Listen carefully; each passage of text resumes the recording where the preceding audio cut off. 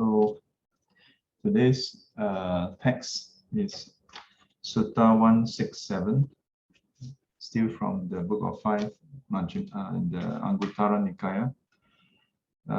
This particular one is quite a few pages. So I am going to kind of split it up a bit now. So you will have to listen to the next few ones, the rest in the next few days. So the title is Reproving. There, the Venerable Sariputta addressed the bhikkhus thus. Friends, a bhikkhu who wishes to reprove another should first establish 5 things in himself. That means if you want to correct someone, if you want to point out someone's mistake, you must make sure there are 5 things in yourself. Okay. What 5? He should consider, I will speak at a proper time, not at an improper time. So the first one is time. Oh, let me see. Everybody paying attention?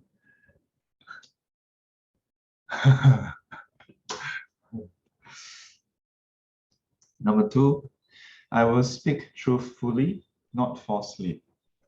So the second one is about the truth, about the content itself. Yeah, is it truthful or not truthful? Number 3, I will speak gently, not harshly. So number 3 is about the tone. Yeah, how do you speak? Number 4, I will speak in a beneficial way, not in a harmful way. So you speak in a way that will benefit that person, not in a way that harms that person. Number 5, I will speak with a mind of loving kindness, not while harboring hatred. Yeah. So the last one is about your intent.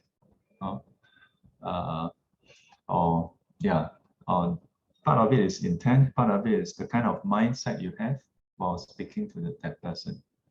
Is it out of kindness? Is it out of loving kindness? Yeah, wishing well for the other person? Yeah, or is it because you're unhappy with the person? Then you correct the person. Yeah. So a bhikkhu who wishes to reprove another should first establish these 5 things in himself.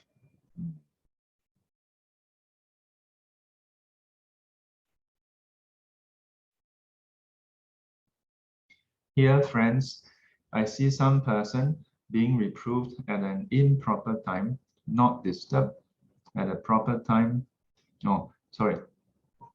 Being reproved at an improper time, not disturbed at a proper time, being reproved about what is false, not disturbed about what is true, being reproved harshly, not disturbed gently, being reproved in a harmful way, not disturbed in a beneficial way, being reproved by one who harbors hatred, not disturbed by one with a mind of loving kindness.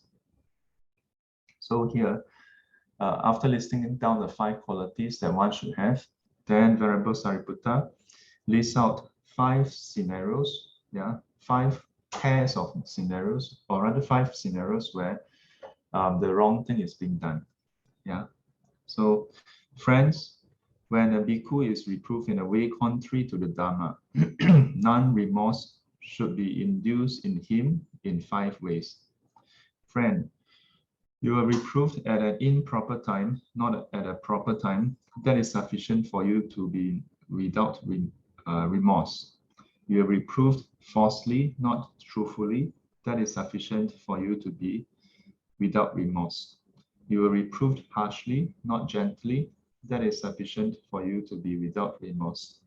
You were reproved in a harmful way, not in a beneficial way. That is sufficient for you to be without remorse. You were reproved by one harboring hatred, not by one with a mind of loving kindness. That is sufficient for you to be without remorse. When a bhikkhu is reproved in a way contrary to the Dharma, none remorse should be induced in him in these 5 ways. Yeah, so earlier listed out the 5 ways that one should have. And then now, when you say contrary to the Dharma, it means that not having these qualities. No.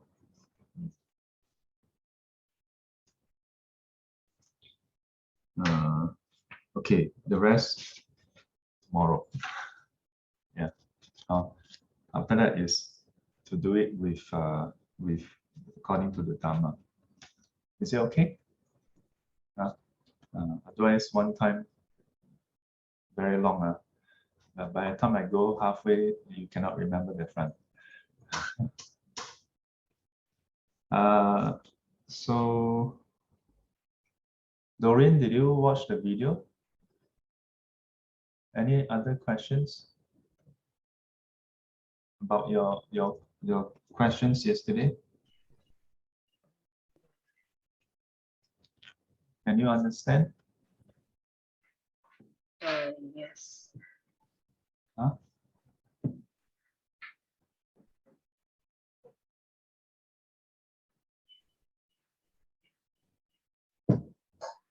Can you understand?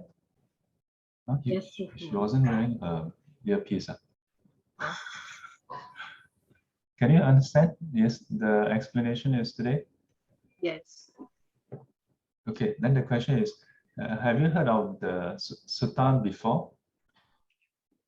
I think so. I think so. Because I just think recently in SGC, in a few sessions I've mentioned before, and this is a sutta that I've cited many, many times. Yeah, especially when we talk about the 4 immeasurables, which we covered recently. Yeah, you have heard before? Do you 4 recall? immeasurables. Yes. Huh? Heard of the 4 immeasurables? Yeah. Oh, no, not the 4 immeasurables. I'm talking about the 5 ways to remove grudges, remove resentment. Yeah, I think Sifu shared before in one of the. Yeah. So the reason why I'm asking you is, if you cannot remember, if you don't seem to have heard before, then it's out of forgetfulness, because you attend most classes, and I have shared many times. Then you have to work on your forgetfulness. That means you need to pay attention, and then maybe take down notes, and then reread. Yeah. Or if you have heard before, but still draw this conclusion, then we need to work on something else. Like, how is it that you end up thinking that the last 2 is actually going to lead a person to having more resentment? Because Sifu ever shared before about if to practice loving kindness, then like you need to pay attention to the person. So like this one seems to Hang on. be. Are you saying that you in your memory, Shifu has or has not shared this part before, not to pay attention? You have shared, but because I'm reading according to the verse, then it seems a bit contradicting to like now tell you not to pay attention to the person. Yeah, but Okay, but just now, I didn't. Yeah. but yesterday and the past, I have shared this, and when I share, I don't just read and then that's it. Let you figure out yourself. I explain what it means, right? Yeah.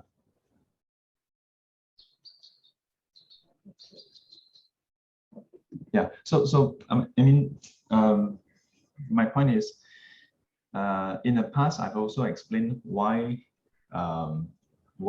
those verses are the way they are. Yeah. So I'm just curious, like, what changed or how you end up drawing this conclusion? Yeah, because because this sutta in particular is something that I have shared many, many times. Yeah.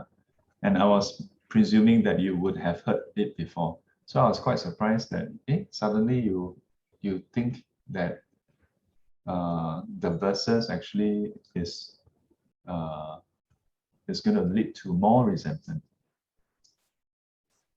I think it's maybe the way I read it. Like, yeah. So maybe the practice is also not correct sometimes. Like, Wait, the way you read it, but do you hear my explanation? yes, I heard. Yeah. So did my explanation make sense? Because hang on, because the point of me going through the text is to explain to you what the text means. If you put aside my explanation and then go and read and then somehow draw another conclusion, then I mean, was that what happened? Trying to understand the thought process. Yeah, because if this is the first, if like let's say it's somebody else and someone else, even for someone else, if let's say now I didn't share this text and then someone come and ask, Shifu, I have a question. I come across this sutta. I'm very new to Buddhism. I come across this sutta.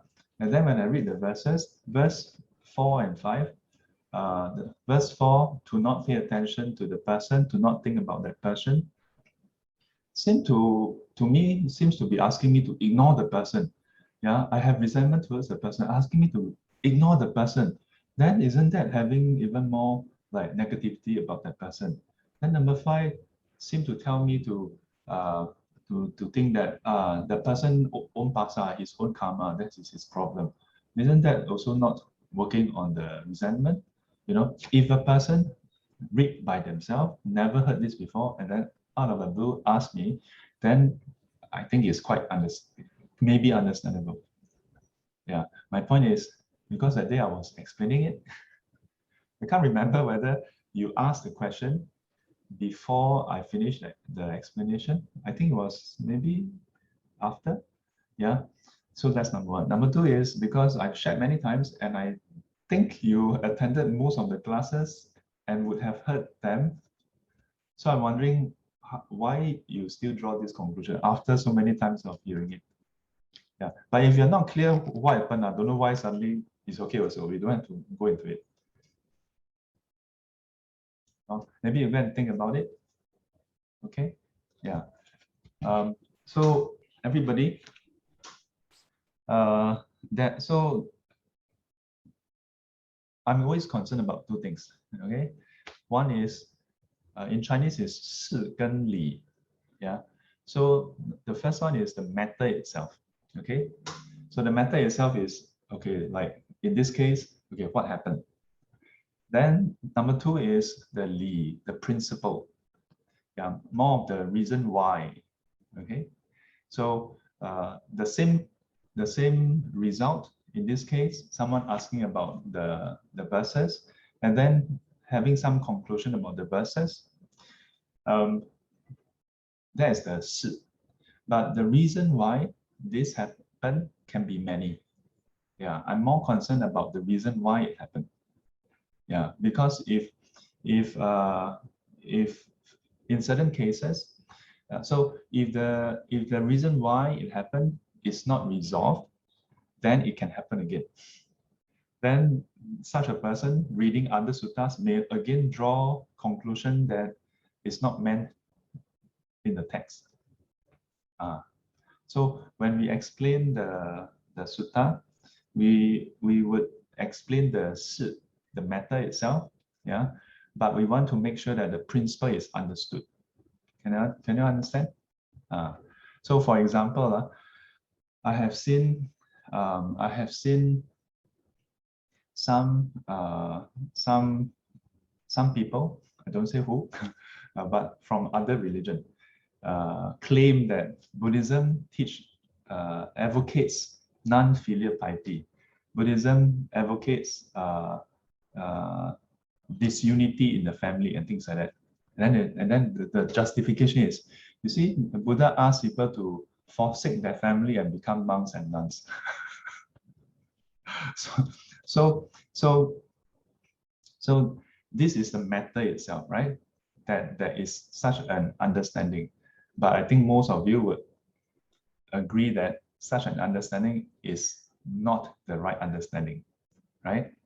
But there are different reasons why people may draw such a conclusion. One, it could be they genuinely misunderstand things, okay?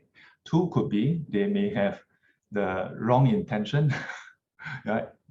This particular example I'm citing is that the person, those from some other religion, they purposely twist the teachings. Yeah. So the why is important. Yeah. In the case of those who purposely twist the teaching, in a way, nothing to fix because the intention is wrong already. Yeah. And in most of these cases, no matter how you explain the shi, they are hell bent on their intention. There's nothing that will convince them otherwise. Yeah. So knowing this is important because when you talk to people, like let's say some people try to so-called ask about Buddhism, but if their intention is wrong, then you no matter how you explain, they will somehow twist the teaching. But in many cases, a person who is genuine about the teachings may also draw the wrong conclusion because of the maybe misunderstanding. So in the case of Doreen, I would like to think is somehow the misunderstanding is wrong. Okay, yeah. So this part settled. Today is Saturday, so I like to think that you all should not be rushing off for meeting. Marcel, we have not put questions from Slido for a while. Can I have a question? Okay. Okay, like. Actually, there's one from Danny. Oh, okay. Or maybe I'll just post it. Yeah. This is from Danny. Okay. Shifu, please tell us more about sinking and scattering of the mind during meditation. I think I sometimes sink. Wow. Yeah. This kind of question is very interesting. This kind of question is it's like asking Wikipedia.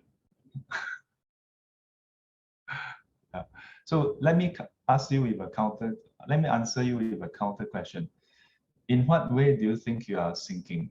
Since you say that you think sometimes you are sinking. I think I sink where when I become not very clear with the object, and then sort of settle down to this nice feeling. It just goes like nice feeling for many minutes, and then very comfortable.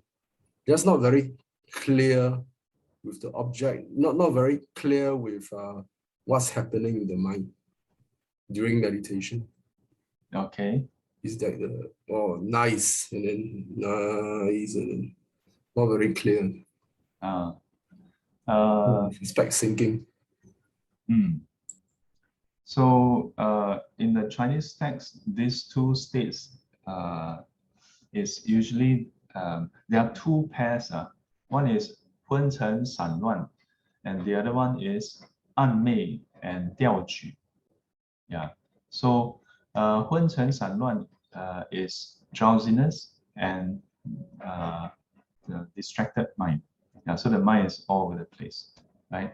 So then the 暗昧 and 调举. 暗昧 is the dullness of the mind, and then the 调举 is restlessness. Yeah, so they are counter pair. Yeah, 昏沉 and 暗昧 they are one side, and then the 散乱 and 调举 is on the other side. Yeah, so these two, sinking and scattering, they are antipodes. So what do you want to do about it? The trouble is, what do we want to do about it? The down state of being dull, sometimes it's quite pleasant. So the trouble is then we may not have impetus to do something about it. Sometimes we want to do something about it, but we're not able to do something about it. Yeah. So sometimes people think that they are doing, they're sitting quite well, but they are not actually doing sitting. Yeah. So anytime when you are clear, when you become aware that your object of meditation is no longer clear, then you should do something about it. Uh, the most simple thing is direct more attention to the breath. Yeah. But sometimes the fact that your mind become dull is because you direct your mind towards the breath too strongly. Yeah. So when you direct your mind towards the breath, it quietens the mind. So when it's over quietened, it becomes dull. So you must know which one is it. Then you may need to arouse the mind. Yeah. So one way to arouse the mind is to do reflection. But to do reflection, then you need to be familiar with doing reflection first. Otherwise, you end up thinking. Yeah. You can also, instead of paying attention to the breath, pay attention to something else that is grosser. Yeah, something else that is grosser. So, for example, you can observe the contact points of the body. Yeah. So when we sit, there are different contact points in the body. Yeah. With the seat. Yeah. So you can observe that. Or our hands contacting each other. You can pay attention to that. Yeah. Pay attention in the sense of examination. Yeah. So examine the sensation around the area. Yeah, the contact points. Go and examine it. So if you do that, then your awareness may start to become more prominent. Then in which case, then you can resume your normal sitting. You can try that. Okay. Understand, Sifu. Just lift myself out of it. Yeah. Sort of. In some cases, you may not be able to do it. You may still not be able to do it. Then you may want to move yourself physically. Yeah.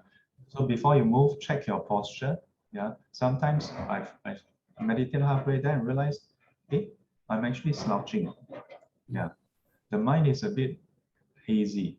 Yeah. Then I adjust myself. Sometimes for 1 hour, I spend most of the time just adjusting, Yeah. So meditation can be quite an interesting process if you do it actively. If you just find one zone, then just zone out and just wait until then it seems like meditation, nothing to do. Yeah. Can try.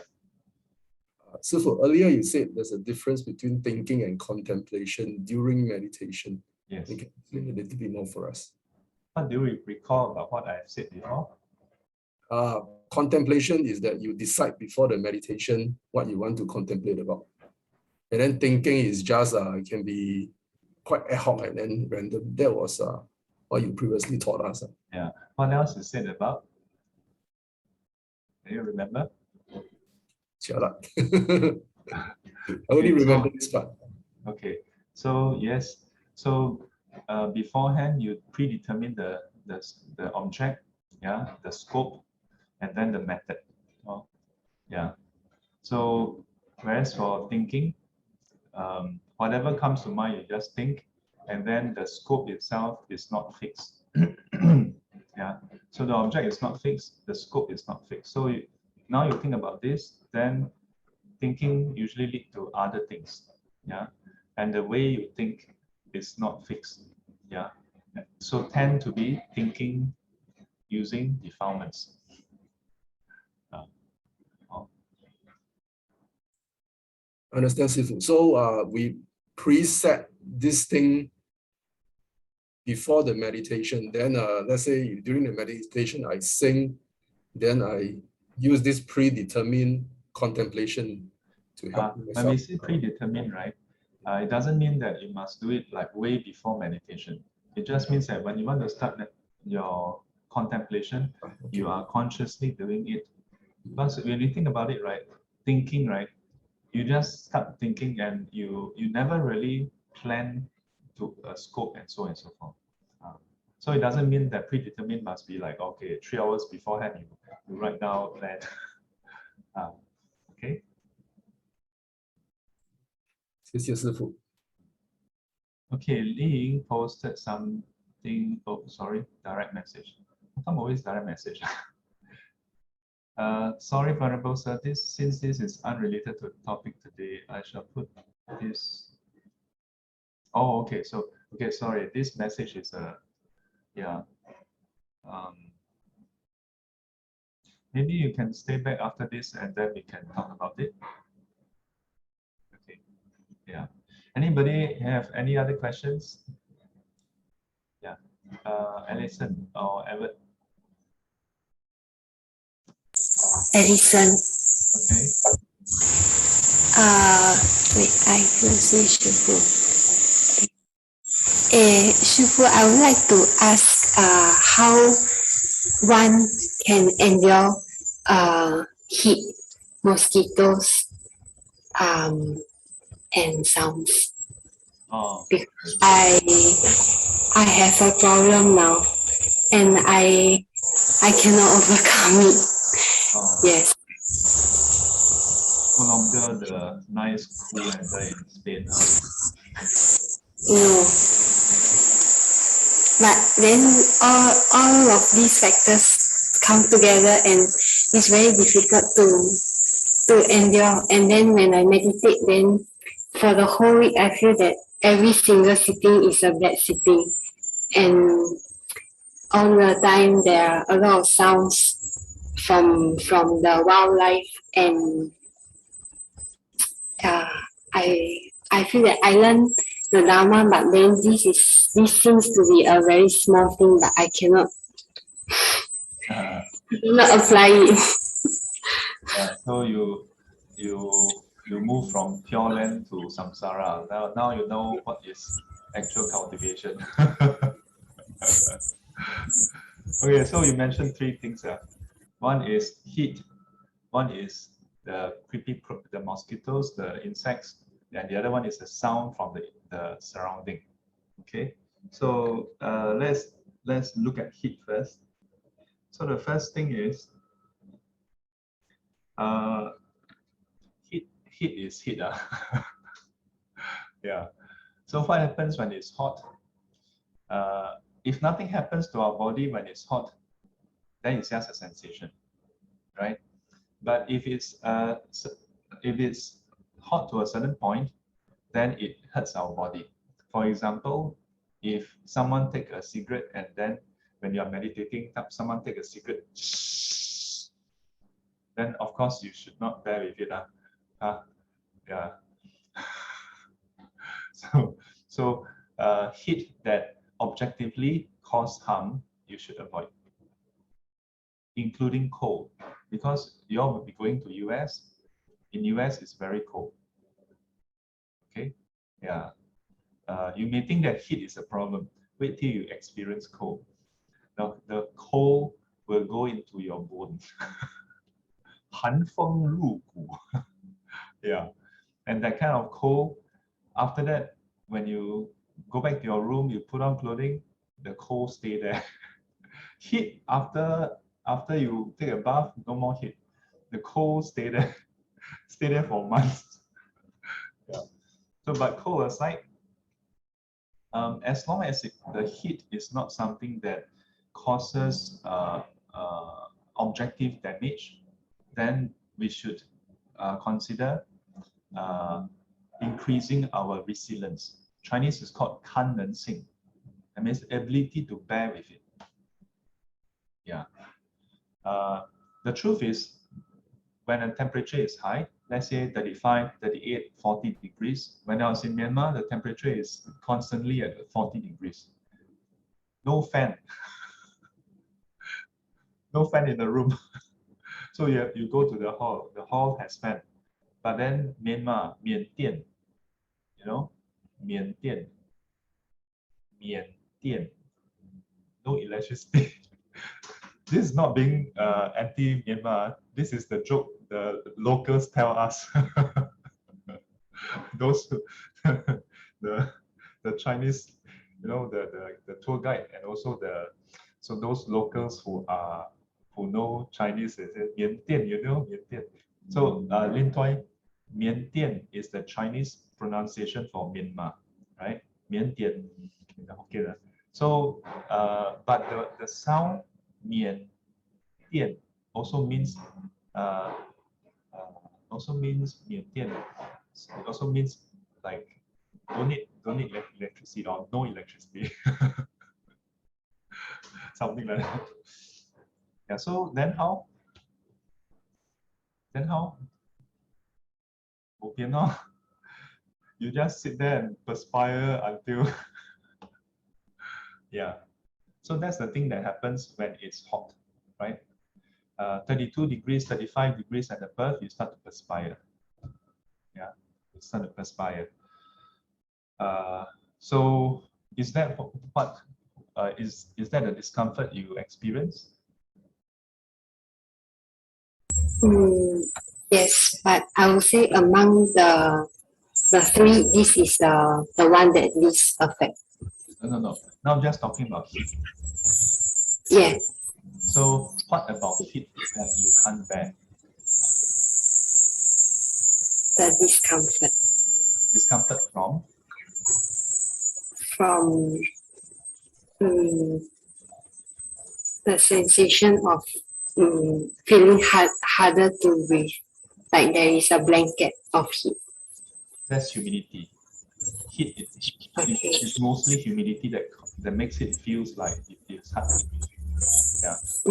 This is the main thing. Okay. So as far as humidity is concerned, right? Because I haven't been to Spain, but most of Europe tends to be more arid, drier. Yeah. Temperate countries tend to be drier. Yeah. So countries that is tropical, yeah, tend to be more humid. Yeah. So countries nearer to the equator tend to be more, equatorial countries tend to be more humid, especially when it's an island, like Singapore. When I came back for short trips, okay, but when I came back for longer period, I feel like every day is a sauna. Yeah, I feel like the air is super thick, partly because the monastery I was at is at 9,850 feet. So that's 3,000 kilometers. Every day is 3,000 kilometers. Whereas when you come back to Singapore, it's sea level. Suddenly it's like, yeah. So when that happens, contemplate on the four elements.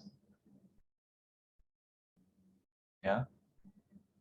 The heaviness of the air, yeah, is just an element. Nothing more, nothing less. Yeah, all these are just sensation resulting from the elements. Nothing more, nothing less. Yeah, but as I said, if any of the elements imbalance, yeah, whether it's hot, cold, wet, dry, if any of this goes beyond a certain limit that causes objective harm, then you should take actions. Yeah. Other than that, contemplate on four elements, increase your resilience. Okay. So that's heat. Then the insects. So insects, this is very interesting. Sometimes you want to bear with it. Sometimes you don't need to bear with it. The Buddha described the ropes as a way for us to protect ourselves against hot and cold, the wind, the shine, yeah, and also creepy crawlies. Yeah, so we are allowed to wrap ourselves up, yeah, and then cover so that insects cannot touch us. Yeah, so yeah, very convenient. Yeah, so you can get a piece of cloth to wrap yourself up when you're doing sitting. Yeah, or where you are, they probably would have mosquito nets. Or don't have to be like, ah, resilience, all the mosquito, what? Well, then later you get dengue. Yeah, or even if you don't get dengue, then you are subjecting yourself to more stimulus than you need to. Okay, so for insects contact, you can actually cover yourself. The last one on sound. So this is where it's interesting, because most of the time we think of meditation in terms of finding a quiet place to sit, right? US, the monastery, our monastery you're going to is super quiet. Okay, I don't know so much about Wadito, the South Campus. The South Campus at Wadito should be fairly quiet as well. So for Edward, you should love it. It's zero sound. It's so quiet, most of the time you'll hear the ringing in your ear. Yeah, not because your ear is broken, but because there's absolutely no sound. Yeah, many times there's no wind also, but it's very cold. So it's like it's a very interesting place. Yeah, you don't hear anything, no birds, no plane. It doesn't really rain, and when it snows, there's not really any sound. At night and in the morning, sometimes you hear coyote. Yeah, you hear coyote. Are they?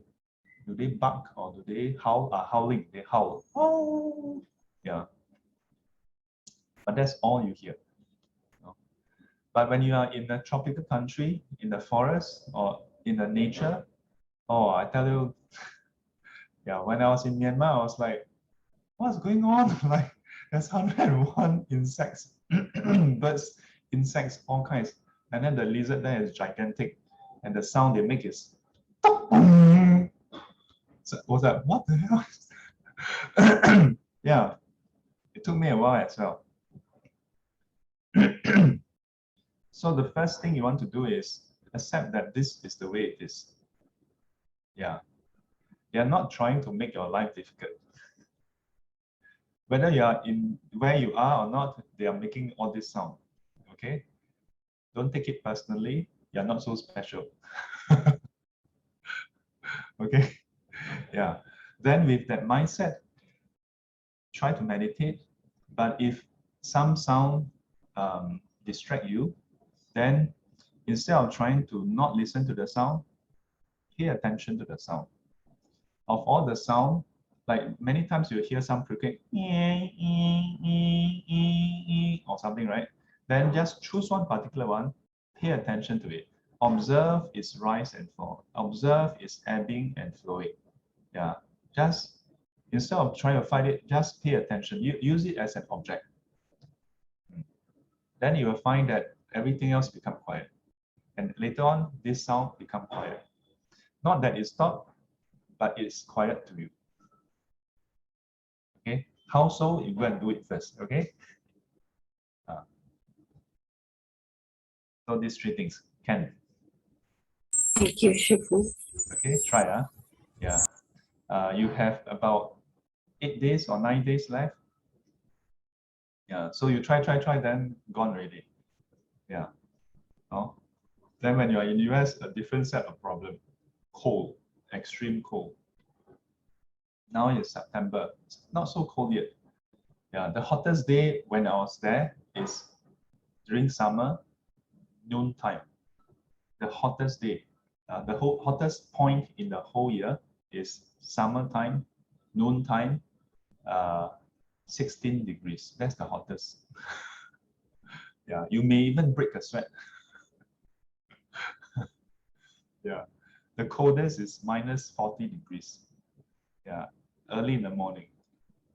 Yeah, but that's during winter. Now should be averaging about 10-ish. Yeah, about 10-ish or something. Did Ru Guan Fa Si tell you all the temperature there? Yeah, he briefed us a bit. How is the temperature now? He mentioned that towards the end of our stay in December, we might get dips of -20 at night. Oh, okay. So I hope you all brought enough, but don't worry, we have a lot of winter clothing there. Yeah. In fact, you can just go there with one set of clothing and they will provide everything. Yeah. Just make sure you hold on to your passport. I'm just kidding about that. Okay. All right. 愿消三障诸烦恼，愿消三障诸烦恼，愿得智慧真明了，愿得智慧真明了，普愿罪障悉消除，普愿罪障悉消除，世世常行菩萨道。世世常行菩萨道。阿弥陀佛。阿弥陀佛。 Till we meet again, may be guided and protected by the Buddha, Dharma, and the Sangha. Sadhu, sadhu, sadhu. And as always, 乖乖。乖， oh, very good. All right, have a mosquito-free day ahead. All right, take care, stay safe. 谢谢师傅，谢谢大家。 Bye. Thank you. Thank you. Thank you, Danny. Thank you, Okay. 师傅，谢谢师傅，拜拜。 Bye bye. Bye, Long John.